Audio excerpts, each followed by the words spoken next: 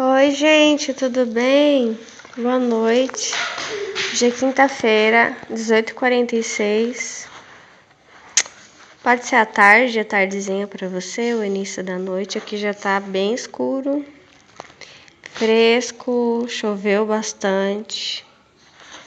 Outono, né? É como se fosse um período que a natureza dá uma pausa,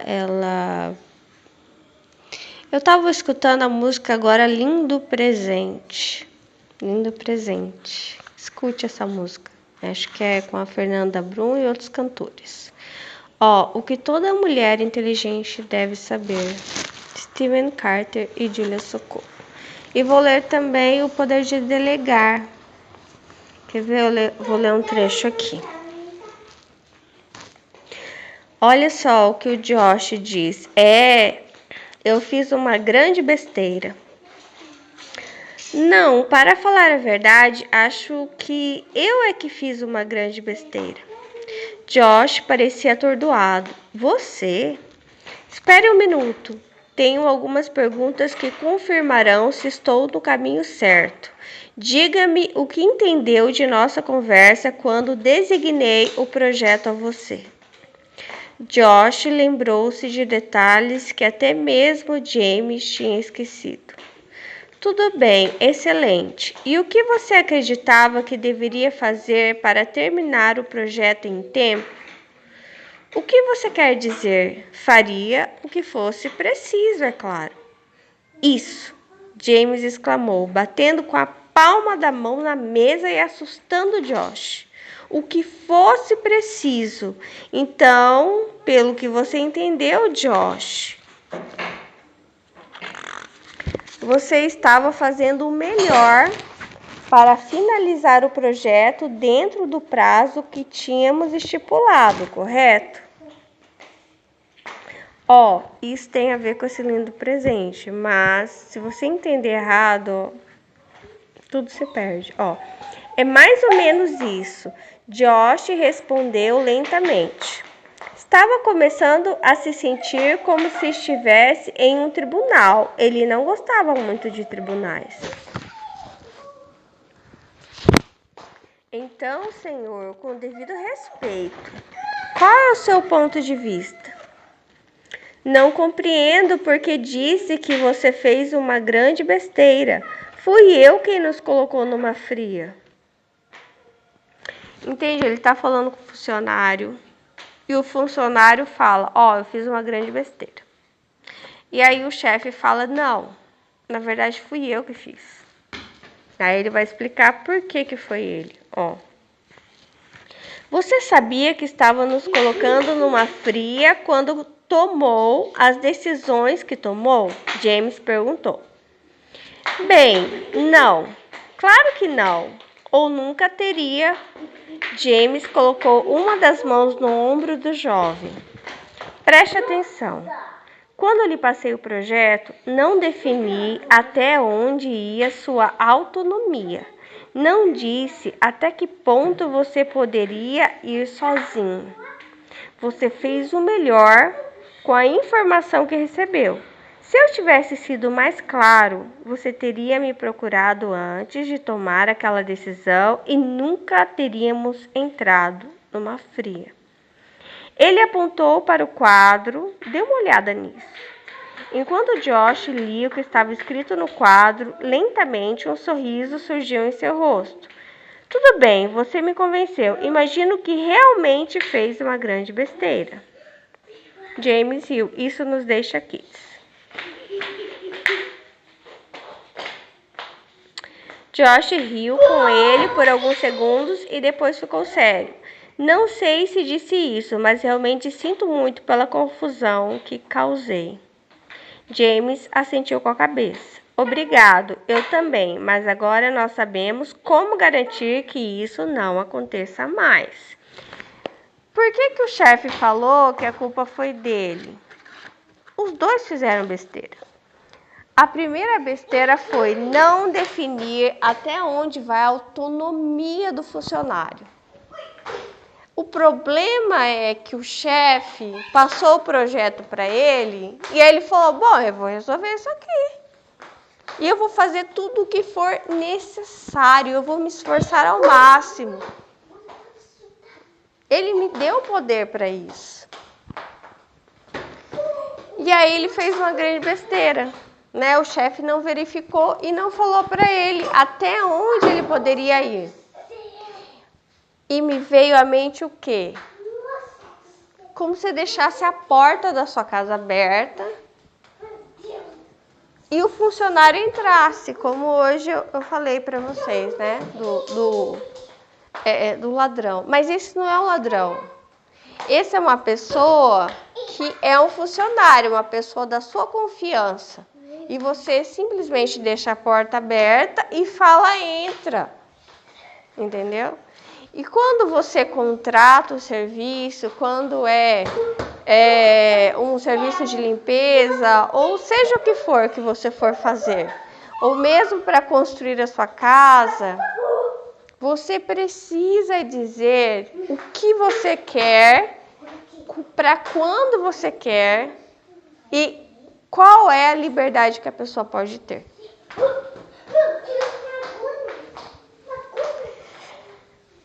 E aí, o que Deus estava falando comigo, né? Vou juntar novamente com o livro sobre relacionamentos, mas isso também pode ser profissional.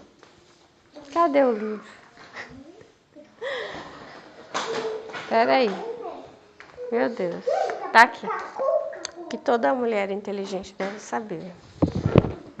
Porque eu estava falando para vocês sobre esforço, sobre dar o máximo de si. Eu falei que as coisas hoje estão muito fáceis, né? E eu falei que as coisas estão um pouco trocadas. É a mulher sempre se esforçando pelo homem, é a mulher que conquista. A mulher tem que fazer tudo, ela se sobrecarrega e é elogiada por isso.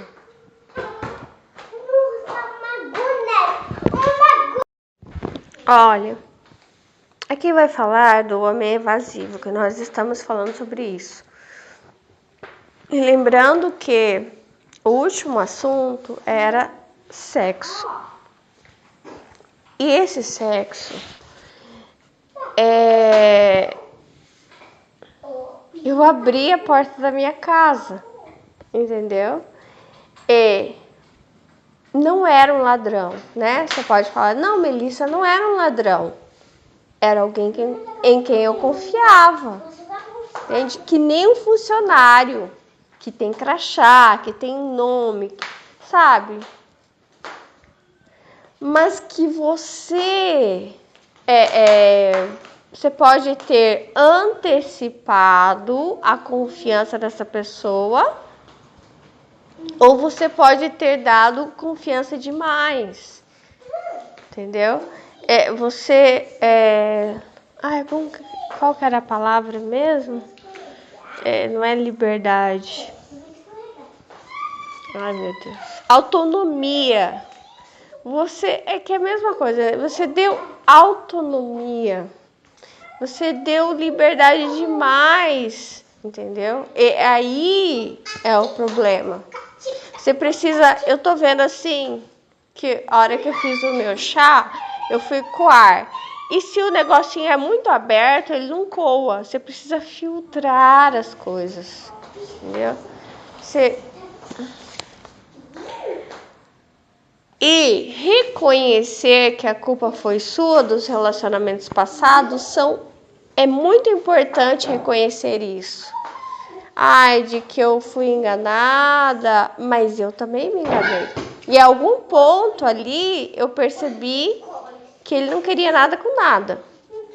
E aí eu fui cozinhando aquilo, entendeu? Achando que ia virar algo bom e ficou horrível, entendeu? Até ir ao término. Ou talvez nem virou um namoro, nem virou nada com nada, entendeu? Porque você deu autonomia que não deveria, no momento errado. E aqui, o rapaz ali, o funcionário, naquele livro do delegado, ele faz muito esforço. Mas ele faz uma grande bagunça. Então você abrir a porta da sua casa, intimidade, você dar autonomia para a pessoa fazer o que quiser com você, com o seu corpo, com suas memórias, com o seu tempo, você se esforçar, se dar completamente por alguém, sabe? Calma, né? Às vezes isso já aconteceu, então isso até foi bom, porque a partir do momento que você reconhece o seu erro, você entra em estado de arrependimento, e é isso que Deus quer. É preciso que haja arrependimento para que a gente mude, senão a gente vai fazendo as mesmas coisas sempre, né?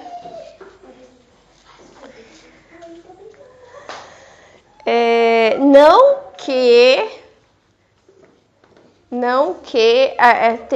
que não haja pessoas que fizeram tudo assim bagunçado e não foram ajeitando as coisas, porque é possível ajeitar as coisas, colocar as coisas debaixo do tapete, empurrando, sabe?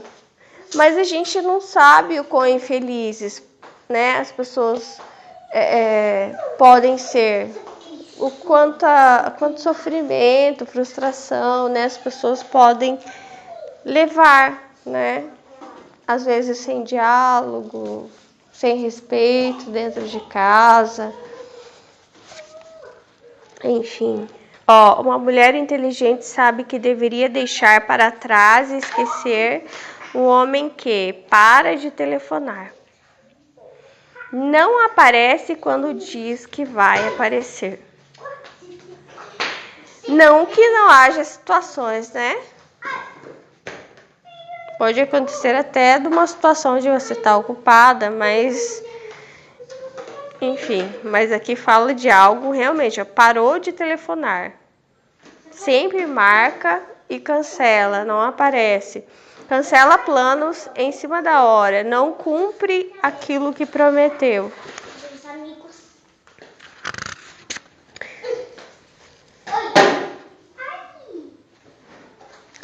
As mulheres inteligentes sabem que um homem que não aparece ou não telefona quando diz que vai ligar não vale o papel onde o número do seu telefone está anotado.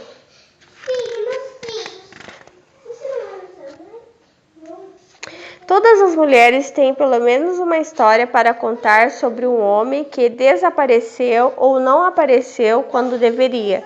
Seja lá qual for a particularidade das circunstâncias ou a complexidade das explicações, homens que desaparecem são tão comuns quanto a presença de ratos em canos de esgoto.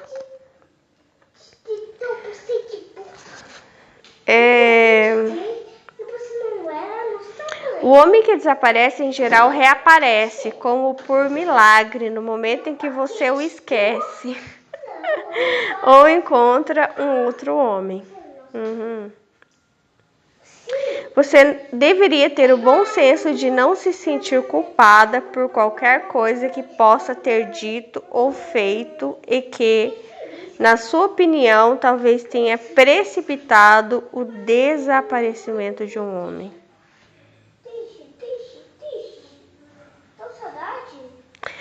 Quando um homem desaparece assim, pode ter certeza de que ele não está caído, quase morto, em um beco qualquer, gritando seu nome.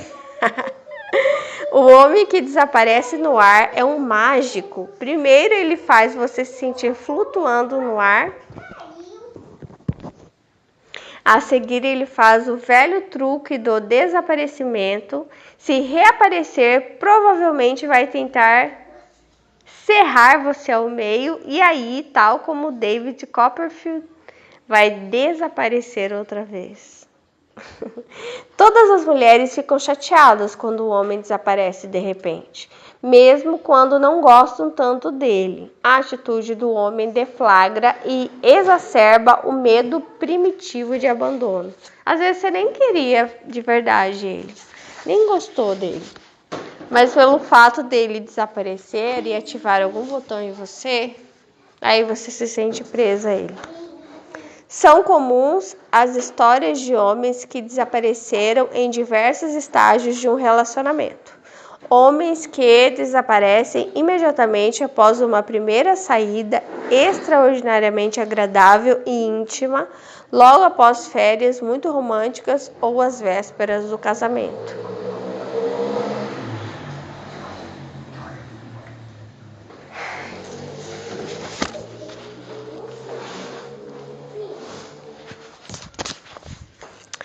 Em geral, o homem desaparece quando não se sente confortável com o nível de intimidade do relacionamento. Alguns desaparecem no início do relacionamento porque já estão envolvidos com outra mulher. Normalmente, o homem desaparece porque acha que você está esperando mais do que ele está preparado para dar.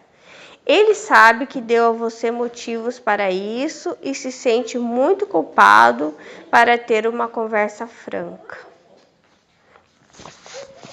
Engraçado, eu estava lembrando de um fato da minha vida que eu até já contei. Que, se eu for ver, foi um desaparecimento. Só que na época eu não entendi como desaparecimento. Eu saí um dia com a minha família e o meu ex-noivo, a gente foi ao parque e aquele dia, logo que chegou, a gente já se desentendeu. Enfim, eram umas coisas que ele tinha e aí eu não conseguia entender aqueles comportamentos dele. Enfim, na verdade é que ele tinha ciúmes da minha família, né? Ele tinha ciúme do meu pai, da minha mãe, do meu irmão. Enfim, acho que ele tinha ciúme de todo mundo. E aí o passeio ficava ruim porque ele ficava de cara feia e eu já tinha falado que... Enfim, aí o tempo fechou e aí eu lembro que eu conversei com ele, falei que não tinha gostado do comportamento dele.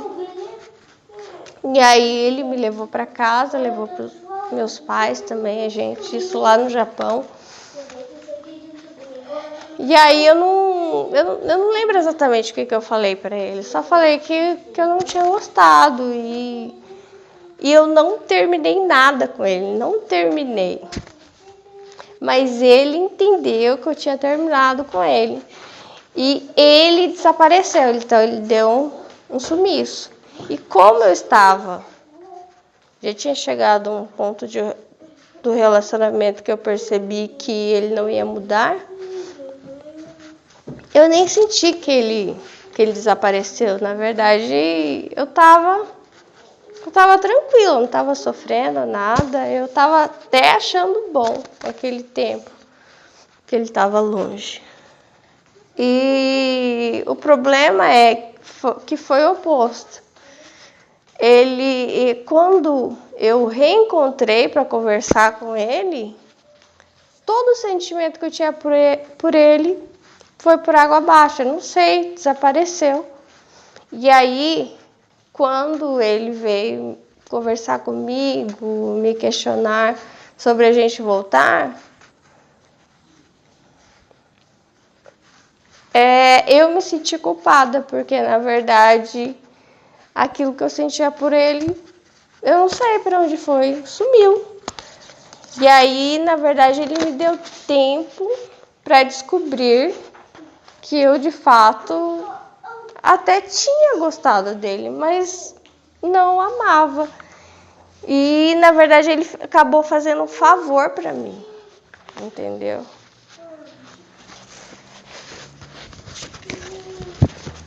Porque às vezes é isso, tem muitos sentimentos que às vezes eles se formam numa carência, né?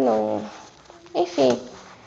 E aí eles não vingam com o tempo, né? Eles acabam morrendo, né? Em qualquer situação. Às vezes a mais tola. Isto é um fato. Se um homem desaparece, a única reação apropriada deveria ser de alívio por não ter se envolvido demais com um cafajeste como ele. Aqui o tempo inteiro que eu tava lendo, Deus estava falando comigo assim, nossa, tá muito focada nele, né? Tem que focar mais na mulher. Então, assim, o que eu tô sentindo é o seguinte, de dizer novamente, foque em você, em Deus e em você. É a melhor maneira de você se proteger, é olhar para Deus de maneira bem humilde e dizer, o que está doendo? O que está faltando? O que eu quero? E não só o que eu quero, porque de repente você fala assim, eu quero uma balinha. Mas o que você está precisando? É vitamina B, vitamina A, vitamina K, potássio, entende? Porque se for para o que você quer um docinho, você quer uma coisa que vai deixar você doente. Você quer, sei lá, uma coisa rápida. E isso só vai deixar você mais e mais doente e vazia, né? Eu como que eu quiser, eu faço o que eu quiser, eu sou bem resolvida. Bom, depois aguente as consequências. Então, eu acho que essa conversa bem ali fala, né? Temos que ter uma conversa franca. É que nem eu tive essa conversa franca em algum momento, né? Que ele afastou, desapareceu e aí voltou. E aí a gente conversou. É como se você olhasse para o seu passado, assim como hoje eu olho para o meu passado, só que na época ainda não tinha essa compreensão, né? Essa metanoia, que não tinha conhecido bem a minha identidade como mulher, o que Deus queria para mim, e também que é uma escolha muito difícil, você admitir os seus erros, suas falhas e entender que é um sacrifício, é uma escolha, né? Sabe? Não é fácil, igual eu tô correlacionando a saúde com a vida sentimental, vida sexual. Não é fácil você dizer não pro açúcar, sabe? Para isso, para aquilo, as coisas que vão corroer os seus ossos, que vão fazer mal para sua saúde, e pensar em fazer exercícios, e fazer jejum, isso, aquilo, dormir bem. O mais fácil não ligo para nada, do jeito que for tá bom, e vai levando, e vai empurrando. Então é mais fácil encontrar um relacionamento em que você vai empurrando até onde... Assim como às vezes a saúde, né? E aí, em olhar de cara com esse passado e dizer, poxa, até que eu gostei, mas não me serve mais, sabe? Não me serve mais isso. E se eu pudesse voltar atrás, teria feito tudo diferente. Então, focar em si, sabe? Em você, mulher. Porque quando aparecer um homem que não esteja adequado àquilo que você quer, você não vai se apegar. Eu estava pensando, é um pouco egoísta mesmo, é um processo inicial egoísta.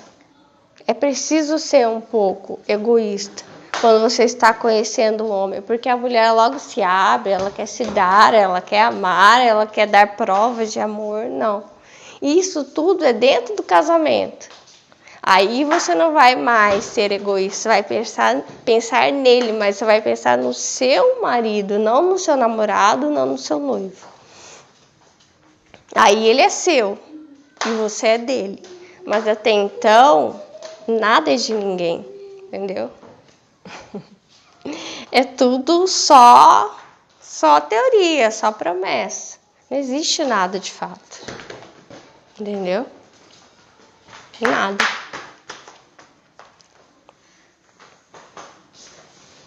É isso.